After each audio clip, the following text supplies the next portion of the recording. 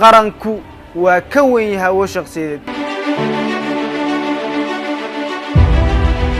muddo 2 sano ku dhow ardayda qaybsan tahay magacayga waa Caasho Abduqaadir kana mid ah ardayda ka dhigata jaamacadda dalka Uganda waxa cabasho ka nahnay Faaradda Soomaaliya mudane Cali Cagabaro kii kala dhaxgalay ardadii oo kala qaybiyay gudoomiyaashii ardaydii iyo gudoomiyaashii iyo wixii qabiil u kala jabeen taasoo waxaan ka cabanaynaa dhammaan shaqaalaha ka shaqeeya safaaradda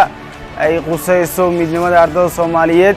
waxaan cabashadeena marka koowaad u gudbisanaynaa madaxweynaha waddanka maanta ka arrimiya mudane Xashan Sheekh Maxamuud inaan safaaradda u sheego mar labaad ardayda kolka hore qaybsanayd qayb labaad ma geli karto midnimo la'aan labaadna lagama sii geli karo muddo 2 sano ku dhow ardayda qaybsan tahay